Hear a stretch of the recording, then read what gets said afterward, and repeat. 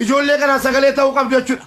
Akka Oromootti yoo nama biraatiin ta'u jetteeyyuu ilmi namaa ilma namaati. Akka Oromootti tokkoffaa mootummaan Itoophiyaa warra galuu barbaadu ijoollee kichuu kana gara biyyaatti akka nu galchu haala nu mijeessu. Ijipti keessa imbaasiin jira waan ta'eef imbaasiin Ijipti keessa jiru akka ijoollee kana gara kanatti fidee gara biyyaatti nu galchu. Ijoollee warra achi keessa amma baqattummaa mirkanaa'ee fi giriin kaardii qaban immoo UN akka inni dhiibbaa godhee dhiibbaatti godhamee gara biyya Awurooppaa fi biyyoota adda addaatti nu facaasu gochuu danda'uu qabnaa jechuudha. Garaasiin hin nyaatan ijoolleen kun waan nyaatan hin qabanu. Hiriyoonni jalaa baraa keessa deemanii namni 39 fuudhamanii jedhani. Namni 39 baraa keessa deemanii fuudhamanii jedhan malee shiftaa isa fuudhee eenyuun arge. Du'an yoo jenne yoo. Namni torban moo qabatamaan ajjeefaman jedhan. Dubbaddaa afaan beektanu yalla qaxxani.